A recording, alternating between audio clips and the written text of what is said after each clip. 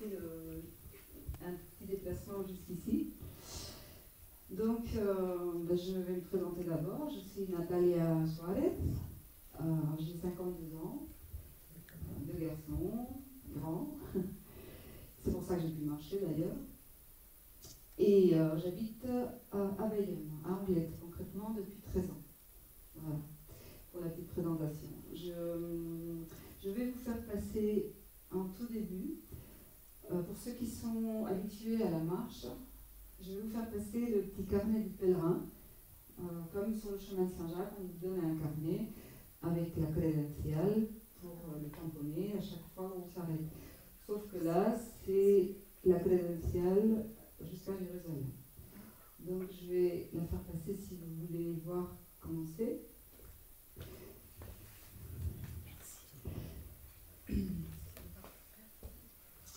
Et puis nous allons démarrer.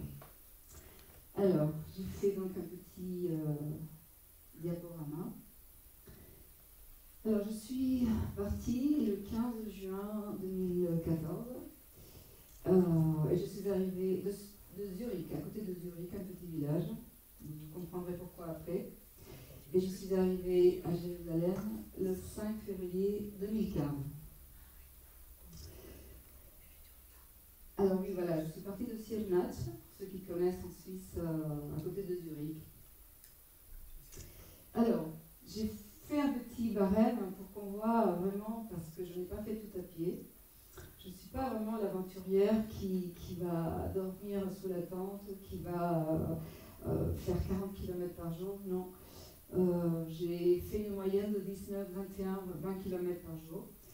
Et comme vous le voyez, la plupart j'ai fait à pied, mais il y a un petit 20% qui reste où j'ai fait en train, en bus et puis en stop des fois.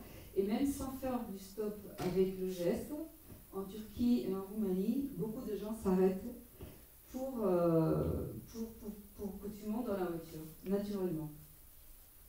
Des hommes, des femmes, des jeunes. C'est vraiment pas une histoire négative, on va dire. Alors voici le parcours que j'ai effectué. La ligne rouge, je ne sais pas si elle est visible. Oui. D'accord.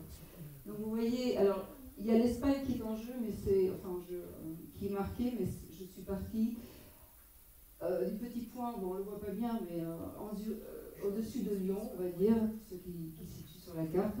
Donc j'ai démarré de Sirnas, et non pas de Santander, parce que je suis de Santander en Espagne. Donc la ligne rouge, elle est simplement parce que je suis venue rentrer de chez moi de Santander jusqu'à Anglette où j'habite. Et là, avec mon fils, on est partis ensemble jusqu'à Sirnas, voilà, pour démarrer. Et pourquoi de là-bas, puisque je suis espagnole et que j'habite en France? Et bien tout simplement parce que ce chemin, à la base, il était conçu pour être à deux. On est sortis à deux copines, une femme un peu plus âgée que moi, que j'avais rencontrée en faisant le chemin de Saint-Jacques, et qui m'a appelée et me dit « Mais tu voudrais pas venir marcher avec moi jusqu'à Jérusalem ?» Je lui ai dit « Mais t'es folle, tu me fais marcher ?» Et donc on a raccroché. 4 jours après, je l'ai rappelé pour lui dire que j'étais d'accord. Donc c'était à la base son chemin et non pas le mien. Alors, les questions qu'on pose, c'est voilà, qui, quand, comment, pourquoi. Et derrière, j'en ai rajouté une autre, c'est pourquoi pas. Donc déjà, le pourquoi. Pourquoi partir? Et pourquoi pas? J'avais du temps, puisque je venais de démissionner de mon travail. J'étais prof d'espagnol en fac et en école d'ingénieur. Et j'ai démissionné après 20 ans, par une mésentente avec le système de l'enseignement des jeunes adultes en fac, par exemple. Et ensuite, comme je n'avais pas vraiment beaucoup d'argent, c'est un système pour voyager sans vraiment avoir de l'argent, puisque en faisant le calcul, je me suis rendu compte que j'ai dépensé 175 € par mois. Sur 7 mois et demi, 8 mois, on fait le calcul. C'était un voyage pas vraiment cher. Oui, j'ai une question que je me pose et que je pose aux personnes. C'est est-ce que le fait de partir, de démissionner est un désengagement ou c'est un courage? C'est une question que je lance comme ça en général. Et il n'y a pas besoin d'y répondre, c'est juste une réflexion pour chacun et que je me suis faite longtemps. Bien sûr, j'aime marcher, donc c'est une des raisons aussi pour lesquelles, pourquoi ne pas partir. Et je faisais confiance à cette compagne, on va dire.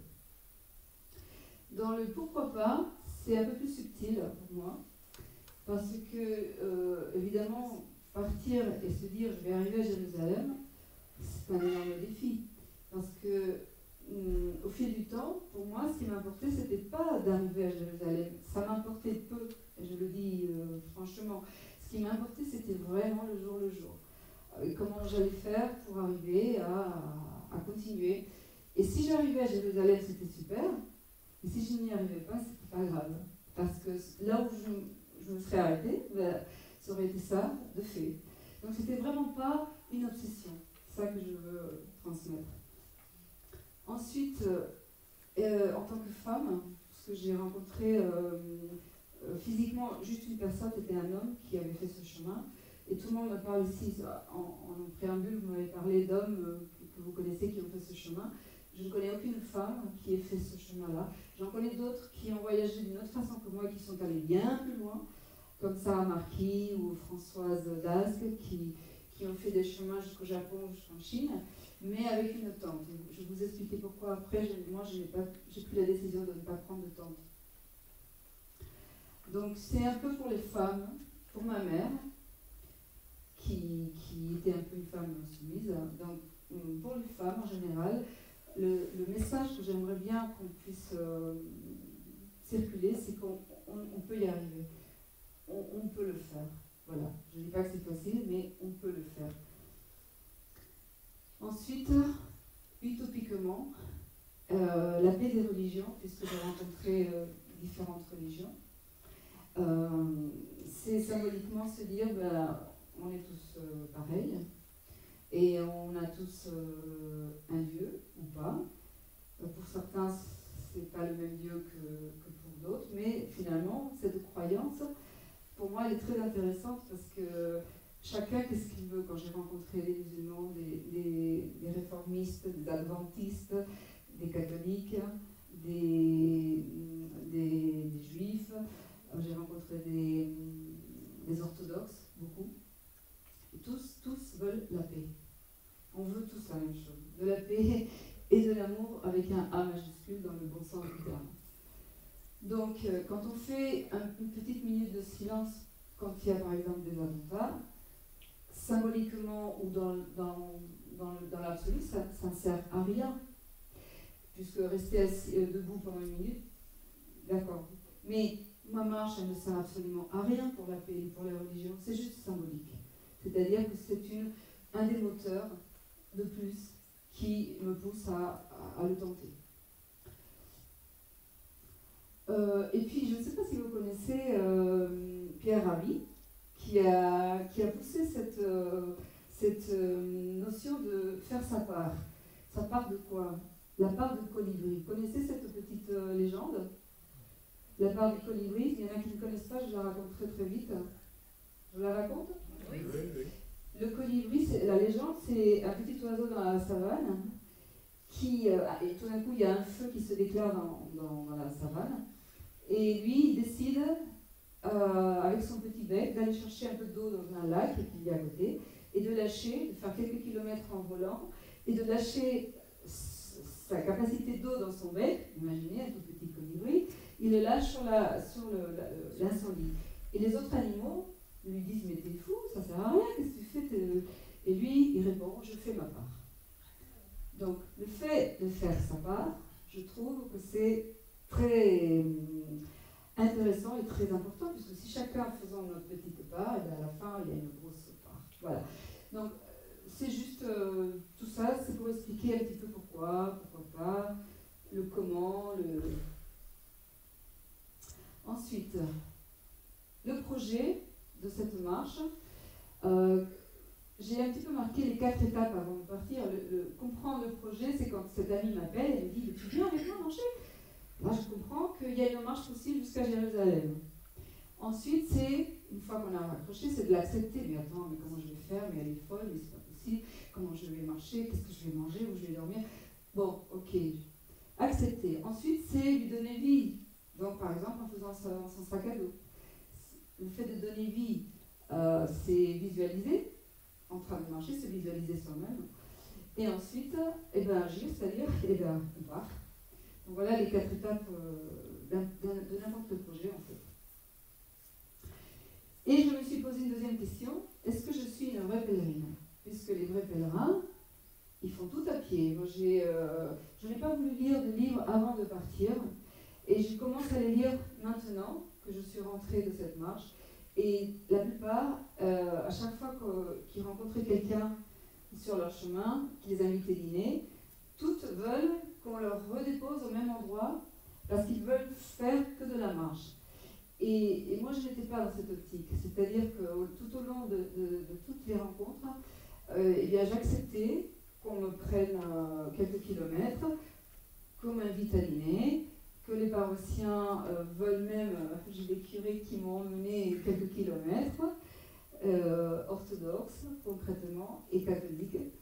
Donc tout ça, c'est pour ça que je me suis posé la question, est-ce que je suis une vraie pèlerine? Parce que les vrais pèlerins, ils vont, voilà, vous savez ce que c'est. Il y a 2 acceptions, je crois, sur le dictionnaire. C'est personne qui marche vers un lieu sacré. Et il y a une deuxième acception sur le dictionnaire qui dit voyageur. Donc moi, je me place plutôt pour cette deuxième acception.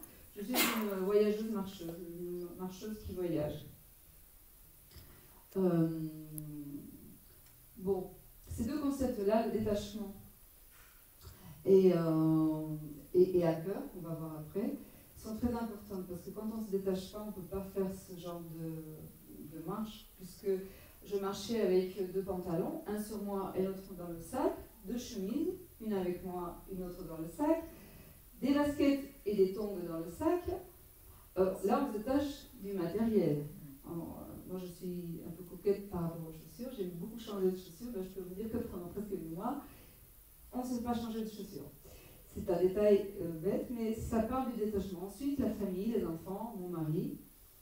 C'est un vrai détachement, mais je peux avouer qu'ils ne m'ont pas manqué. Et quand je dis ça, c'est pas un gros mot, c'est que quand on est absolument dans le présent, il n'y a rien qui peut vous manquer. Je dis bien rien. Ça, c'est, quand on le vit, c'est incroyable, ça donne des ailes. C'est un élan énorme de savoir qu'on est vraiment dans le présent tout le temps. Quand on arrive à ça, eh bien rien ne manque. Enfin, c'était mon cas. Donc le détachement, très important. Ensuite, je vous parlerai de la routine journalière. Qu'est-ce que je mangeais? Je ne suis pas végétarienne, mais je mange plutôt des fruits, des légumes, beaucoup de fruits secs, que je fais très attention de manger une noix, une noisette, une amande par jour, puisque c'est le calcium, c'est le magnésium, c'est très important pour la santé, puisque je ne mange pas de protéines animales. Donc ça, c'était très important. Je pourrais poser des questions après plus concrètes si jamais j'oublie des petites choses. Et oui, alors, comment communiquer, puisque j'ai traversé donc un petit peu la Suisse à peine, l'Autriche, la Hongrie, la Roumanie, jusqu'à la mer Noire, la Bulgarie par la côte, donc peu la Bulgarie, jusqu'à Istanbul. Et là, par contre, j'ai traversé pendant 3 mois et 6 jours toute la côte ouest de la Turquie jusqu'à Mersin. Et ensuite, malheureusement, j'ai dû prendre un avion direct à Tel Aviv parce que j'ai eu une aventure là-bas qui ne m'a pas permis de prendre un bateau pour Chypre. C'était mon idée. Jusqu'à ce moment-là, il y avait déjà la guerre en Syrie. Donc, étant quand même responsablement folle, ou follement responsable, je dis toujours ça, j'aime bien, je ne vais pas me risquer d'aller en Syrie alors que c'est le début de la guerre, évidemment. Oui, alors ce petit mot café wifi pipi, excusez-moi, c'était un petit rituel que j'avais instauré sans faire exprès, parce que je ne voyageais pas avec de GPS, donc je marchais avec mon téléphone, qui est juste là d'ailleurs, un petit téléphone qui me servait d'appareil photo. Et quand je rentrais dans les bars pour me laver les mains, boire une petite infusion, un café, je demandais automatiquement le Wi-Fi. Dans n'importe quel village hongrois ou reculé, il y a du Wi-Fi partout. Et avec ça, je cherchais les 3 villages les plus proches sur 60 km, c'est-à-dire à 3 jours vue. Et je notais précieusement les noms des 3 villages où je voulais dormir. Et donc, je les mettais dans ma poche que j'avais de chemise. Et comme ça, par exemple en Hongrie, où ceux qui connaissent le hongrois, ce sont des mots à rallonge, imprononçables pour moi. Donc, je pouvais montrer le petit papier pour qu'on me dise quel était le meilleur chemin à prendre dans la montagne, le chemin parallèle, etc. Donc, cette méthode de rentrer dans un bar, demander le Wi-Fi et avoir 3 jours vus, toujours en poche, ça m'a permis d'arriver à Jérusalem. Ça paraît bête, mais c'était ma façon de... c'était la stratégie que j'avais mis en place, tout simplement. Oui, alors je parle des mots magiques aussi. Les mots magiques, c'est tout simplement à chaque fois que je passais une frontière, à chaque fois avec les douaniers, s'installer pendant quelques minutes, pareil, petit papier, écrivez-moi ces 5 mots. Donc les 5 mots, vous imaginez, ce sont bonjour, au revoir, s'il vous plaît, merci. Et un 5e mot, c'était raccourci. Parce que, sachant des fois le mot raccourci dans chaque langue, je pouvais éviter de fatiguer mes jambes et de marcher un peu moins si c'était le cas. Donc j'avais ces 5 mots toujours en tête, avec moi. Et bien sûr, au fil des jours où je passais dans un pays, j'ai appris beaucoup de vocabulaire de chaque langue. Et après, il y avait une chose très, on va dire, rigolote. C'est quand j'arrivais dans un cybercafé pour transvaser, pas transvaser en français, on dit pas, enfin, pour transférer les photos de téléphone à un disque dur. Et là, tous les claviers d'ordinateur étaient bien sûr dans la langue en hongrois, après en roumain, après effectivement en allemand, avant en Autriche. Alors en hébreu, c'était mon Dieu. En bulgare, c'est cyrillique, donc c'est comme le russe. Bon, mais tout ça, on s'y fait petit à petit, chaque jour de plus faisait que j'avais le temps de m'y adapter. De toute façon, je pense que sans adaptation, on ne peut pas faire quelque chose comme ça. Bon, alors là, je pars. C'est mon fils qui m'a emmené donc de Anglet jusqu'à Sirnat. On se dit au revoir. La carte, voilà. Donc je ne veux pas tout montrer parce que j'ai des centaines de photos évidemment. Donc là, comme en Suisse, on a marché à peine 3 jours. Voilà la frontière autrichienne où on arrive rapidement, en passant par le vol. Qui c'est qui connaît l'Autriche? Vorarlberg. Et surprenamment, voici des signaux du chemin de Jérusalem et du chemin de Saint-Jacques ensemble, en même temps. Pendant quelques kilomètres en Autriche, le chemin va être superposé. Peu de temps, mais il l'est. Alors ici, c'était avec ma compagne, on était encore ensemble, et on a été hébergés par une famille, et à la télé, dans le journal de 20h, nous y sommes parce qu'on nous a interviewés en tant que pèlerins. Donc c'était un peu rigolo. J'ai adoré l'Autriche. Si vous ne connaissez pas, en été, parce que c'était l'été, c'est magnifique. Les montagnes, et d'ailleurs ici en me baladant dans le vallée de Louron et d'Or, ici, si je ne dis pas de bêtises, j'ai retrouvé un peu les mêmes paysages qu'en Autriche. Tellement magnifique que j'ai tellement aimé. Alors, première personne qui vont m'aider, ce sont des Espagnols. En demandant une route, j'ai reconnu son accent espagnol typique en parlant en anglais. How are you? I am very happy, etc. J'ai reconnu, ça m'a fait, j'ai rigolé parce que c'était tendre de rencontrer cet accent. Et ils m'ont invité à dîner, ils voulaient que je reste dormir. Je dis non, je ne peux pas, il faut que je revienne là où je suis logée avec ma compagne. Bref, c'était une première rencontre. Voilà quelques paysages, j'espère que vous voyez bien au fond. Bon, la qualité de cet appareil n'est pas énorme, mais ayant ce que j'avais. Voilà l'Autriche. Vous reconnaissez sûrement des paysages d'ici, pour ceux qui sont de la vallée. Alors, cette rencontre avec Gerta, ce sera la plus belle rencontre de mon chemin. Cette femme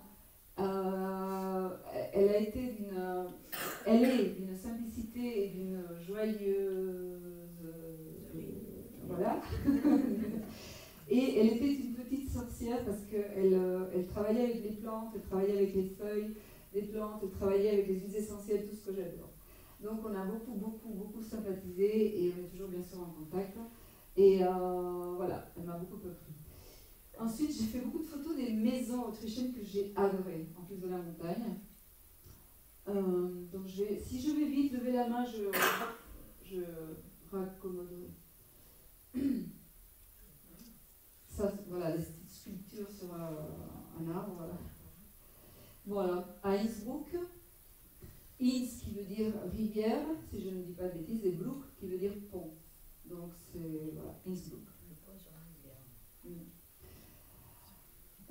Nous continuons, voilà des petites choses belles sur le chemin. Alors les chemins, au départ on est encore ensemble, hein, comment on les choisissait? Elle avait tous les plans, elle avait un sac qui pesait je sais combien de kilos. Alors le mien, il pesait 11,5 kg. C'est déjà beaucoup, puisque pour les marcheurs, ceux qui savent, on doit porter à peu près le 10% de son poids. Donc j'aurais dû porter à peu près 6 kg. Mais qu'est-ce que je mets dans 6 kg? C'est même pas possible. Entre sac de couchage et voilà, c'est vite rempli 6 kilos. Donc je l'ai rempli un peu plus. Mais elle avait des tonnes de papiers. Bon, elle jetait chaque papier tous les jours qui ne servait plus. Elle avait tous les itinéraires, elle avait tout prévu. C'était vraiment son chemin. Et pourquoi ça? Oui, parce qu'elle choisissait donc en fonction de ces chemins marqués. On suivait les chemins qu'elle avait préconisés au départ. On est restés ensemble 3 semaines. Voilà, des belles maisons avec des belles décorations, de fleurs sur les balcons en bois, que j'adore. Alors, les constructions autrichiennes au niveau des maisons ne sont pas du tout les mêmes qu'ici. La montagne, elle peut ressembler, mais pas les constructions de maisons, il me semble.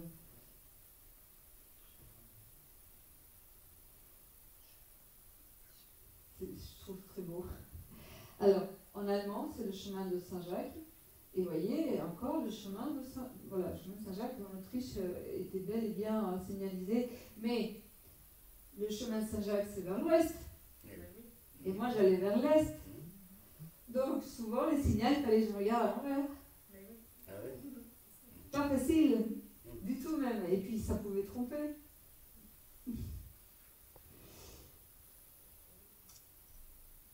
Très belle rencontre avec Hannes, un musulman.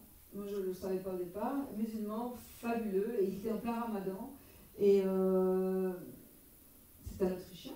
Et une très très belle personne. Très frustré puisqu'il était pharmacien.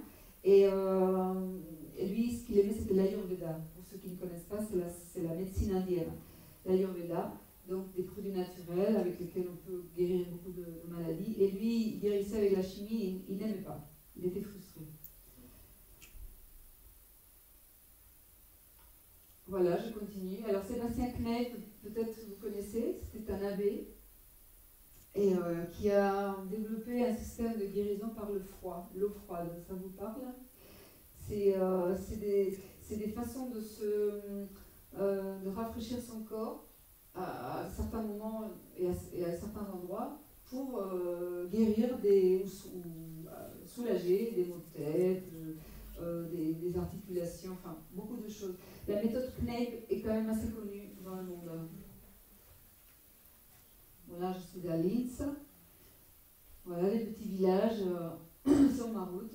Voilà les petits chemins que j'ai empruntés. Bon, évidemment, Vienne est un passage obligé, ville magnifique, que je n'ai pas eu trop le temps de visiter puisque je n'étais pas en visite. Souvent on me disait, mais t'as pas été voir le musée t'as pas été voir l'église de... Mais non, parce que quand on a marché 20 km et qu'on arrive à un endroit et qu'on se pose, ce qu'on veut c'est s'allonger, on veut se faire un massage, on veut prendre une douche et pas aller revisiter avec les tongs de nouveaux endroits. Ça m'est arrivé bien sûr, mais pas partout. La cathédrale est vraiment somptueuse à Vienne. La nuit, je ne pouvais pas ne pas le voir quand même. Donc je me suis fait violent, je suis ressortie. Bon, ça c'est des choses que j'aime particulièrement. Personnellement, je dirais c'est du recyclage avec des bouteilles de Coca-Cola, je ne sais pas. Et ils font pousser des graines germées ou des plantes aromatiques en pleine ville. C'est pas le balcon de quelqu'un, c'est en pleine ville, en plein urbanisme. Quelle église magnifique! Nouvelle rencontre, Imelda, qui... alors tout à l'heure, non, je n'ai pas dit ça, c'était par rapport à la marche. Où je dormais? Eh bien, 50% des nuitées, je les passais en paroisse. Parce que en Europe, les pèlerins ont droit à une nuit, puis à un petit déjeuner, ou des fois aussi le repas du soir. Je tape à cette paroisse où travaillait Imelda, et elle me dit non, ici, il n'y a pas de place en ce moment, mais tu vas venir chez moi. Comme ça. La générosité est un des maîtres mots que j'ai appris dans ce voyage. Générosité. Il y en a deux, dont générosité. Une belle croix simple, mais jolie. Voilà, donc petit à petit, je m'approche donc de la Hongrie. Et voilà un village particulier, parce que ici, entre Léveni et Budapest, il y a un chemin de Saint-Jacques moyennement bien tracé, qui a été fait entre les Espagnols et les Hongrois. Et cette église de Léveni, je la trouve somptueuse aussi.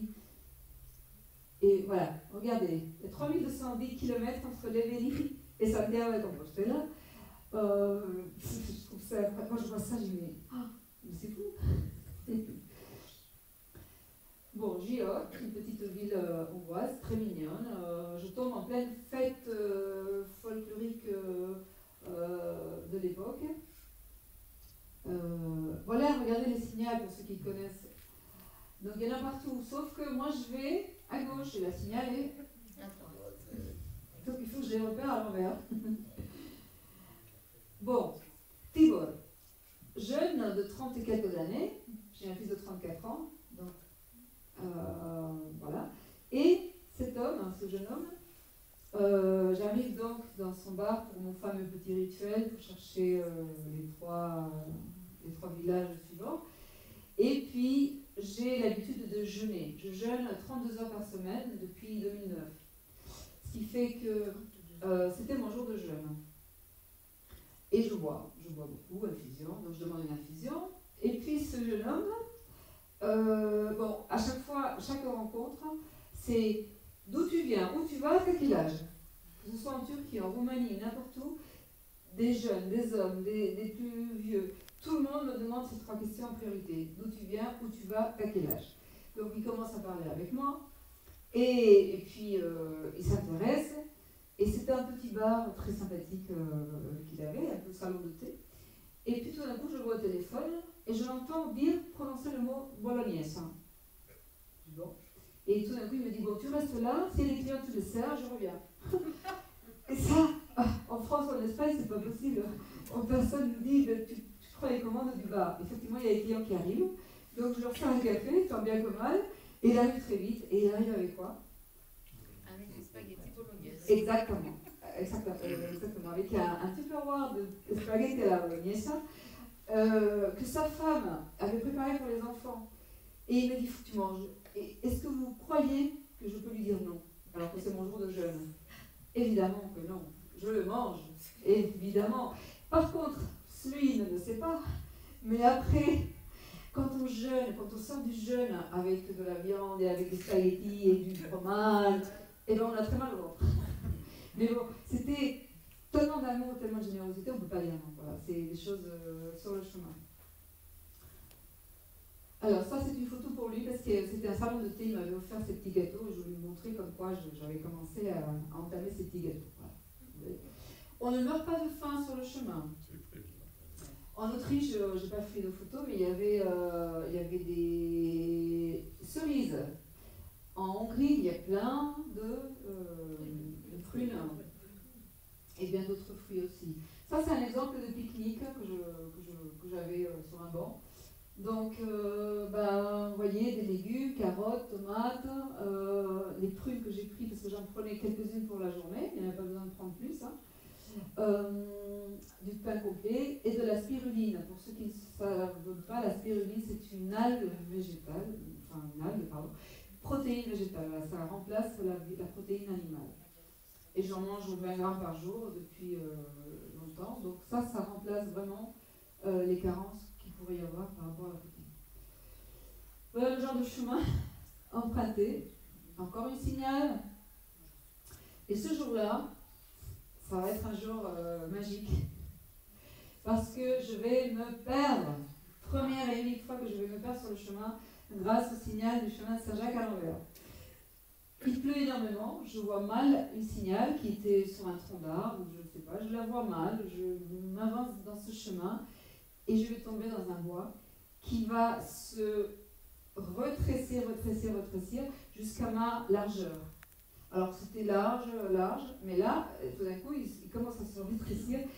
Et c'est là, à part m'être perdu, c'est la première fois où j'aurais vraiment peur. Mais c'est une peur psychologique. Et j'aimerais bien parler de ce mot de peur. Parce qu'on est tous souvent dans la peur psychologique, provoquée par quoi? Ah, n'y va pas, on me disait, n'y va pas, tu vas te faire voler en Roumanie. Mais n'y va pas en Turquie, tu vas te faire violer. Mais ne va pas en Bulgarie, tu vas rentrer dans la mafia. Bon, les gens ont peur en général, la télé, souvent on vit dans la peur. Et cette peur, je me la suis provoquée parce que j'ai vu une trace de loup dans la boue, et je me suis dit, ça y est, un loup il va me manger, mon Dieu, j'ai commencé à paniquer pendant beaucoup. J'ai fait mon petit cinéma, j'ai vraiment eu peur, et j'ai arraché un bâton que j'ai pris par le bâton pour me défendre, pas pour marcher, mais c'était pour me défendre, parce que j'étais vraiment persuadée que j'allais être attaquée, et non pas par un loup, mais par deux. Et tout d'un coup, je dis, mais arrête, pas la rata, arrête. Il n'y a aucun loup, c'est juste la trace d'un chien qui est passé avant avec son maître se promener quand il faisait beau, ou quand il commençait à pleuvoir. Donc j'ai commencé à me raisonner. Et la peur est partie. Et pour ceux qui connaissent, j'ai commencé à faire quelque chose qui s'appelle Ho'oponopono. Je ne sais pas si quelqu'un connaît. C'est une technique hawaïenne c'est comme des petits mantras qu'on prononce 4 mots de bienveillance. Et j'ai commencé à me calmer et à me dire mais non, ce n'est pas un loup, bien sûr que non, c'est un chien, bref. Et au bout de 2 heures et demie, je suis arrivée à un village où un réformiste m'a accueilli chez lui. Il voulait que je rentre avec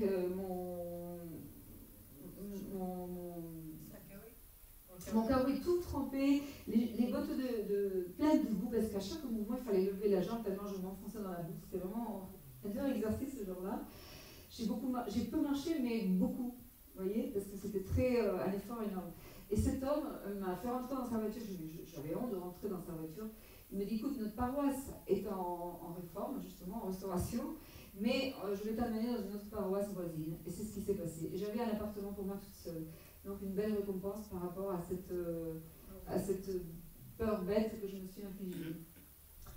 Jolie ville, Tata, que je recommande en Hongrie, magnifique ville, et magnifique personne, Edith, qui m'a accueillie chez elle, à l'entrée d'une paroisse, pareil, où le curé m'a rejeté, m'a dit non, ici tu ne peux pas rester. Et elle passait là, elle était ici, elle était à l'écoute avec son fils, et elle m'a dit, tu viens chez moi, t'inquiète. Et comme ça, je trouve ça, moi ça m'épate encore. Vous n'exagère rien, ça se passe comme ça, quand on a un sac à dos, quand on marche, quand on voit que vous êtes de bonne foi, etc. Bon, quelques photos de Tata, voilà, je repars. Et là, je vais dormir dans une école. Une bonne sœur d'une paroisse catholique me dit, écoute, là, on n'a pas de place non plus, mais t'inquiète pas, on va te mettre un lit dans une école. Et l'école était contiguë. Donc voilà, la salle de cours, on voit bien que j'ai dormi dans une salle d'école. Je trouve ça super. Alors là, je vais arriver à Budapest. C'est la ville la plus belle que j'ai vue sur mon chemin, plus belle qu'Istanbul, pour moi. La Hongrie, c'est moyen. J'ai pas tout vu, bien sûr. J'ai pas vu le lac Balaton. Je crois qu'il est merveilleux. Je l'ai pas vu. Mais Budapest, mamma mia, Budapest, c'est magnifique. Et là, je vais arriver par le bois de Normafa, qui est un bois qui est au nord de la ville. Et là, on arrive par ce petit bois et c'est somptueux. Alors, l'église de Mathias, si je ne dis pas de bêtises, elle est magnifique. Et là, le prêtre me dit non, ici, tu ne peux pas rester. Bon. Je vais au San Franciscano, de San Franciscain. Tu ne peux pas rester là, on a trop d'Italiens qui sont là, tu ne peux pas. Bon. Et puis un monsieur qui écoute la conversation va m'héberger. Il va gonfler un petit matelas dans son salon pour que je puisse dormir. Ça a été tout le temps comme ça. Tout le temps comme ça. Regardez Budapest comme c'est magnifique, le Parlement. Mais c'est une ville, vraiment je conseille. Mon mari, qui est venu me voir donc à Budapest, et je reprends le chemin, ça a été très dur. Cette première séparation était très dure. Mais détachement, on y va. Ah, ce couple. Vous voyez, ce chemin, il est fait que de rencontres. Hein. Il y a le chemin, évidemment, physiquement, mais c'est que des rencontres. Et des animaux aussi, surtout les chiens. Ce couple-là, trentenaire, pareil, surtout elle, lui il est un peu plus âgé, Lorette et Christina, non seulement ils vont m'accueillir, c'était un paroissien. Ils se sont chamaillés, lui et son collègue, dans la paroisse où je suis arrivée, parce que les deux voulaient que j'aille dormir chez l'un et l'autre, les deux voulaient que j'aille dormir chez eux. Et c'était pas possible, donc ils ont eu une idée merveilleuse. Ils ont choisi un des couples, ils ont appelé leurs femmes respectives, et vous savez, vous avez deviné ce qu'ils ont fait, ils ont appelé l'autre couple à dîner, donc on était 5, et c'était très très beau. Et ce couple-là, non seulement ils m'ont accueilli comme ça, mais le lendemain, j'avais un peu mal à la jambe, ils m'ont dit, tiens les clés, ils sont partis travailler, tu restes, tu te reposes. Mais qui laisse les clés de sa maison comme ça à une inconnue? Je me le demande. Et bien, en Roumanie, en Hongrie, ça se passe. Magdi, merveilleuse dame, on est presque à la frontière avec la Roumanie. Pareil, je tape à une église, à la porte d'une église catholique, et là on me dit attends, parce que le curé n'est pas là, il faut attendre un petit peu, donc j'attends patiemment, et là on m'invite à rentrer à la messe. J'assiste à la messe, et tout d'un coup j'entends en hongrois, je reconnais le mot hispaniola, et Zarandok hispaniola, donc Zarandok en hongrois ça veut dire pèlerin, donc imaginez, vous êtes au fond de la salle, au fond de l'église, dans un banc pour vous faire toute discrète, et puis tout d'un coup la salle se retourne tous vers vous, parce qu'ils veulent voir l'étrangère d'Aradok qui marche vers Jérusalem. Qui est cette folle? Et cette femme m'a accueillie chez elle. C'est vraiment, il n'y a même pas besoin de demander les gens. Alors, il faut que je parle de quelque chose, voilà. Moi au départ, j'avais un petit peu, pas honte, mais je me disais, qu'est-ce que je leur donne, moi, tous ces gens qui exercent une générosité envers moi aussi énorme, qu'est-ce que je leur donne? Et au départ, je pensais que je leur donnais rien. Et avec un prêtre orthodoxe à Jérusalem, français, qui habite et qui travaille pour la paroisse russe de Jérusalem, il m'a expliqué, si tu leur donnes, c'est-à-dire que comme tu es étrangère, pour eux, c'est un honneur de recevoir quelqu'un qui vient d'Espagne et de la France, quelque part, bien sûr, et qui peut leur donner des nouvelles d'autres pays que le leur, et qui peut qui reste chez eux, parce que pour eux c'était un honneur de se dire, elle a dormi chez moi.